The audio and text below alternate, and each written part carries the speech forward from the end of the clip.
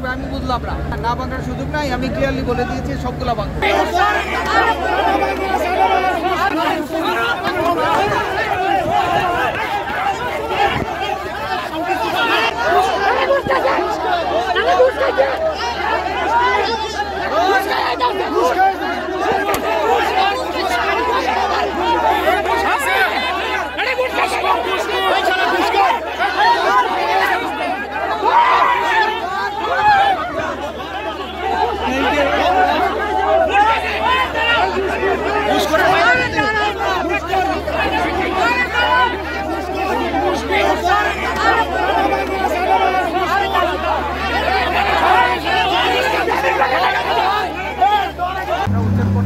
সামনের দিকে গিয়েছিলাম, আমাদের সার্ভেয়ার পিছনে ছিল।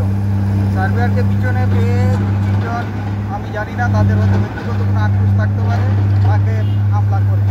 এই ব্যাপারে আমরা আইনগত ব্যবস্থা নেব। আমি সামনে ছিলাম, পুলিশও সামনে ছিল। পিছনে হয়তো সার্ভেয়ারকে ব্যবস্থা করেছে, এটা আমি দেখতেছি।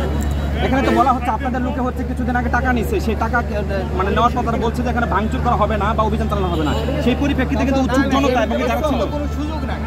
এখানে আমি উচ্চক শুরু করেছি। আজকে সামনে যেটা থাকবে আমি বলেছি আমার চোখে সবাই সমান। মসজিদের দোকান কয়েকটা ছিল সেগুলো আমি ভেঙে দিয়েছি। আমার কাছে সবাই সমান। এখানে তো কারোর পক্ষপাতিত্ব করার সুযোগ নাই।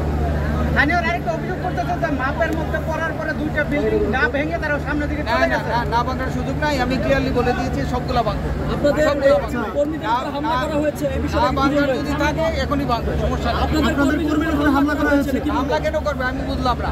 হামলা তো হয়েছে, আপনারা দেখছেন হামলা তো হয়েছে। আমার সাথে কথা বলবে, দুজন আহত। আমি এখানে ম্যাজিস্ট্রেট আমার সাথে কথা বলবে, তারা পাবলিক কেন ইয়ে করে এখন কি ব্যবস্থা কর্মচারীদের উপরে এখন কি আমি আগে দেখি বিষয়টা, আমি এখনো দেখিনি। না আপনি তো দেখেন না, এখানে তো এরকম একটা ঘটনা ঘটছে।